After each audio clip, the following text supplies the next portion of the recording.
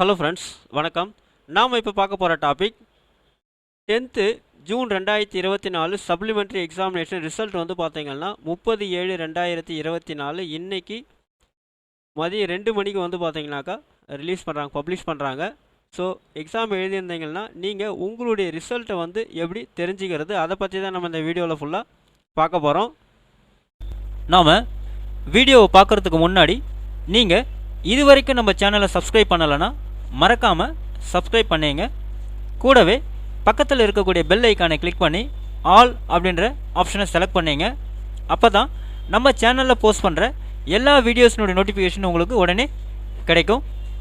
வீடியோவை ஸ்கிப் பண்ணாமல் முழுசாக பாருங்கள். வாங்க நம்ம வீடியோவை பார்க்கலாம். ஃபஸ்ட்டு dg.tn.gov.in அப்படின்ற வெப்சைட்டை நீங்கள் ஓப்பன் பண்ணிங்க. வெப்சைட்டினுடைய லிங்க் வந்து நான் டிஸ்கிரிப்ஷன் பாக்ஸில் கொடுக்குறேன், நீங்கள் செக் பண்ணிங்க. ஸோ நீங்கள் வெப்சைட் ஓப்பன் பண்ண உடனே இங்கே வந்து பார்த்தீங்கன்னா ரிசல்ட்னு ஒரு ஆப்ஷன் இருக்கும். அந்த லிங்கை போய்ட்டு நீங்கள் கிளிக் பண்ணுங்கள்.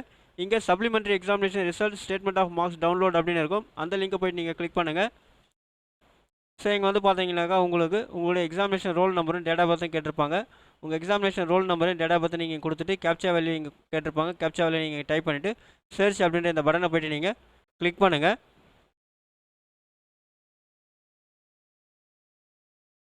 சர்ச் பண்ணி கிளிக் பண்ணோன்னே நெக்ஸ்ட் பேஜ் வந்து பார்த்தீங்கன்னா உங்களுக்கு இந்த மாதிரி ஓப்பன் ஆகும். உங்களுடைய நேம் வந்து இங்கே கீழே டிஸ்பிளே ஆகும். கீழே வந்து பார்த்தீங்கன்னா டவுன்லோட் ப்ரொஃபஷனல் மார்க் ஷீட் அப்படின்னு இருக்கும்.